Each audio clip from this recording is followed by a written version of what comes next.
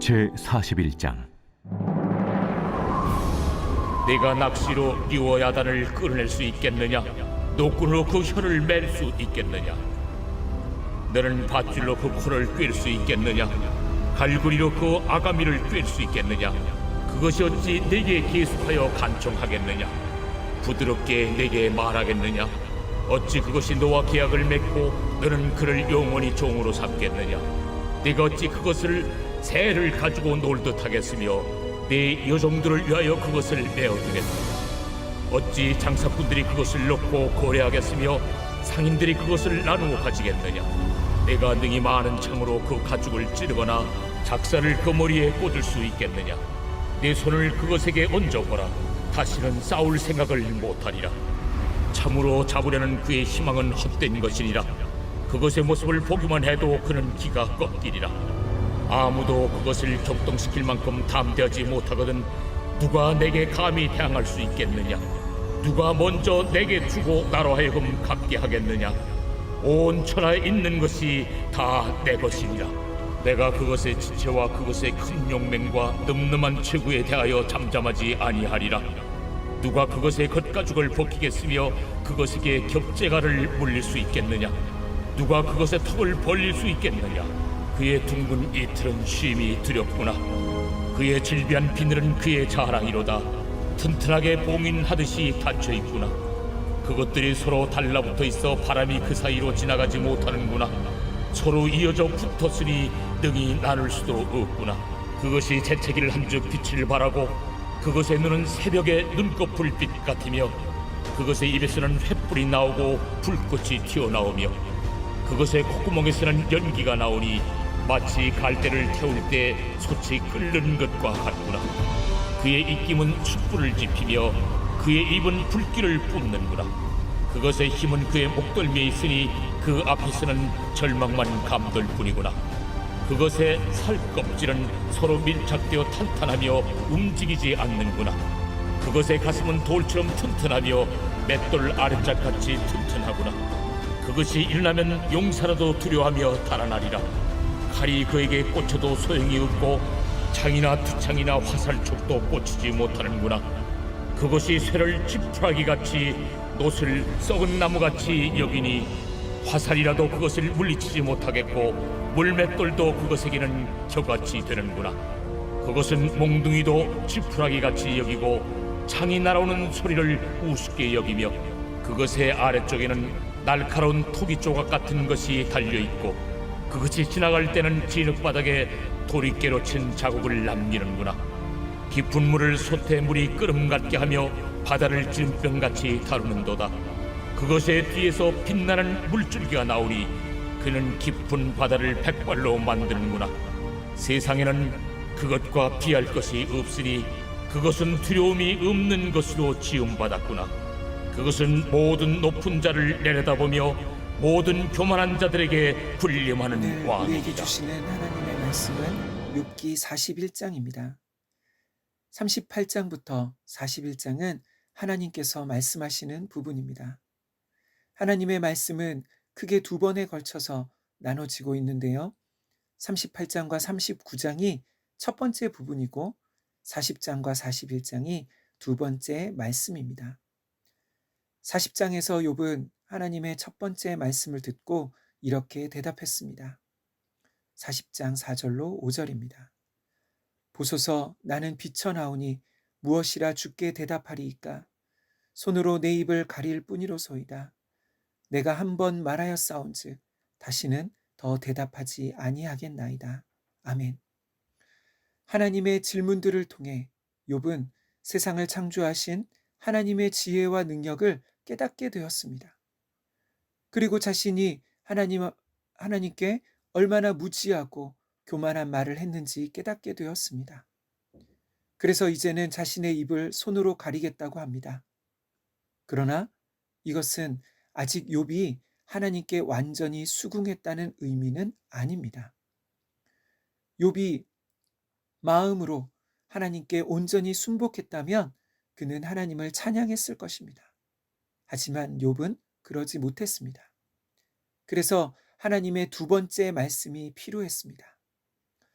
두 번째 하나님의 말씀은 40장에서 41장까지 이어지는데요. 여기서 핵심은 욥의 또 다른 불평인 내가 의로움에도 하나님이 나에게 고난을 주셨다면 그 하나님은 불의하시다는 것입니다. 40장 8절입니다. 네가 내 공의를 부인하려느냐? 내 의를 세우려고 나를 악하다 하겠느냐? 하나님이 욥의 이 불평에 대하여 대답하시는 데에는 또 하나의 이유가 있습니다. 그것은 욥이 제기한 문제, 곧 이 세상이 악인들이 득세하고 욥과 같이 연약하고 무고한 자들은 까닭없이 고난을 당한다는 이 세상의 불의에 대한 문제입니다. 다시 말해 하나님이 정말 세상을 정의와 공의로 다스리시느냐는 것이지요. 역시 이번에도 하나님은 질문의 형식으로 말씀하시며 욥에게 대답해 보라고 하십니다. 첫 번째는 하나님과 욥이 입장을 한번 바꿔보자는 것이지요. 욥, 네가 한번 하나님처럼 세상을 공의로 다스릴 수 있겠느냐? 그렇게 물으십니다. 세상의 교만한 자들과 악인들을 네가 판단할 수 있겠느냐고, 네가 그들을 심판할 수 있겠느냐고 물으십니다. 답은 저는 할 수 없습니다입니다. 왜요? 그것은 욥에게 하나님과 같이 무엇이 선이고 악인지, 누가 악인이고 선인인지를 판단하고 심판할 지혜와 능력, 그리고 권위가 없기 때문입니다. 그러면 욥의 잘못은 무엇일까요? 욥 또한 그의 세 친구들과 같이 자신의 생각으로 하나님을 판단하고 있는 오류에 있었습니다.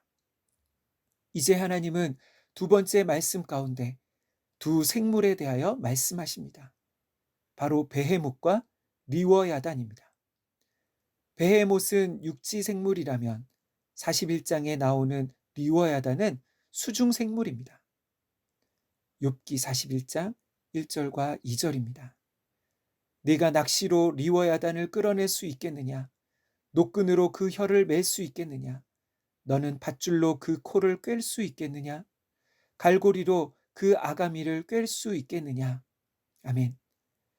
1절과 2절에서 하나님은 욥에게 리워야단을 네가 낚시할 수 있겠느냐고 묻고 계십니다. 먼저 리워야단에 대한 언급은 욥기서 3장에도 있었습니다. 이 생물은 지금 우리가 사는 세상에서는 볼 수 없는 그런 생물인 것 같습니다. 리워야단의 모습에 대해서 이후에 나오는 표현과 묘사를 보면 그 모습은 마치 고대 신화에 나오는 용과 비슷한 생물입니다. 고대 사람들에게 용은 혼돈의 상징이었고 또 성경에서 용 또는 리워야단은 하나님을 대적하는 악한 세상의 세력의 상징으로 나타나고 있습니다. 그래서 41장 마지막에 나오는 33절과 34절에서는 세상에는 그것과 비할 것이 없으니 그것은 두려움이 없는 것으로 지음받았구나. 그것은 모든 높은 자를 내려다보며 모든 교만한 자들에게 군림하는 왕이니라고 말씀하고 있습니다. 하나님은 그런 존재를 욥, 네가 낚시할 수 있겠느냐는 것이지요. 역시 답은 저는 할 수 없습니다입니다. 그러면 이 모든 말씀의 핵심은 무엇일까요? 하나님은 베헤못이나 리워야단과 같은 생물에 대하여 욥에게 왜 말씀하시는 것일까요? 하나님은 이 모든 말씀을 통해 욥에게 무슨 말씀을 하고 싶으신 것일까요? 그것은 하나님만이 이 세상을 공의와 정의로 다스리시는 분이란 것입니다. 마치 하나님이 베헤못이나 리워야단과 같이 사람은 도무지 어찌할 수도 감당할 수도 없는 그런 존재를 제어하시고 다스리신다면 이 세상의 악인들과 불의는 어떻게 되겠습니까? 오직 하나님만이 이 세상의 모든 불의와 혼돈을 바로 잡으실 수 있습니다. 욥은 자신의 고난을 통해 이 세상의 까닭없는 고난과 불의를 보게 되었습니다. 이 세상이 악인들이 판을 치고 득세하는 것처럼 보여서 한탄하며 탄식했습니다. 그러나 그들 역시 하나님이 두신 제한된 한계 안에서만 활동하고 있는 것이지요. 욥의 눈에는 세상이 악인들의 손에 있는 것 같았지만, 그래서 이 세상이 그들 마음대로 하는 것 같이 보였지만, 그러나 결국 하나님이 모든 것을 바로 잡으실 것입니다. 사랑하는 성도 여러분, 지금까지 하나님의 모든 말씀과 질문의 핵심은 무엇일까요? 그것은 누가 이 모든 것들을 이길 수 있겠는가? 누가 이 모든 것들을 다스리고 제어할 수 있겠느냐는 것입니다. 답은 무엇입니까? 우리는 할 수 없지만 하나님은 하실 수 있습니다. 인간은 할 수 없지만 하나님만이 하실 수 있다는 것입니다. 사랑하는 성도 여러분, 오늘 본문이 우리에게 주는 두 가지 적용이 있는 것 같습니다. 첫 번째는 하나님이 욥을 대하시는 태도와 모습입니다. 하나님은 욥의 고난 중에 찾아오셨고 그에게 말씀하셨습니다. 그 말씀은 단순히 욥의 잘못을 책망하고 혼내시기 위함이 아니었습니다. 하나님은 욥을 인내로 설득하고 계셨습니다. 그분의 책망은 욥을 변화시키기 위한 사랑의 책망이었습니다. 하나님은 고난으로 인해 그 마음이 굳어지고 자기 중심적이 된, 하나님과 세상에 대하여 불평과 원망으로 가득 찬 욥의 마음을 변화시키고 계십니다. 다시 욥이 하나님의 사람으로 온전한 마음으로 살아갈 수 있도록 그를 회복시키고 계셨습니다. 이것이 우리의 소망입니다. 하나님은 욥과 같이 우리의 삶도 끊임없는 고난 가운데 완고해지고 상처받은 우리의 삶과 마음을 고치시고 회복시켜 주실 수 있는 분이십니다. 두 번째는 고난 중에 우리가 무엇을 어떻게 기도해야 하느냐입니다. 바로 주님, 저는 할 수 없지만 주님은 하실 수 있습니다. 마치 이번 주일 담임 목사님 말씀과 같이 귀신 들린 아들을 고치기 위해 모든 것을 다해 보았지만 아들을 고치지 못했던 그 아버지의 고백과 같이 내가 믿나이다. 나의 믿음 없는 것을 도와주소서 라고 말하는 것입니다. 사랑하는 성도 여러분, 우리의 고난이 아무리 죽을 것 같이 보여도, 끝이 없어 보여도 그 모든 일은 하나님의 통제 안에 있음을 믿으시기를 소망합니다. 어떤 일도 그분의 다스리심 밖에서 일어나는 일은 없습니다. 오직 하나님이 모든 것을 바로 잡으실 수 있습니다. 지금 우리 앞에 닥친 이 코로나라는 바이러스는 마치 리워 야단과 같이 보입니다.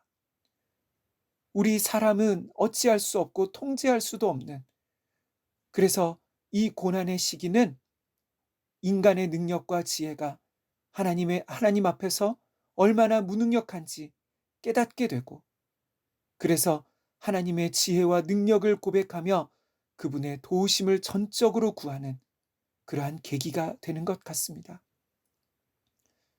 우리 모든 산돌의 성도님들, 저와 우리 모든 하나님의 백성들이 믿음으로 하나님의 도우심을 구하는, 모든 상황 가운데도 하나님을 신뢰하는 저와 우리 모두가 되시기를 간절히 소망합니다.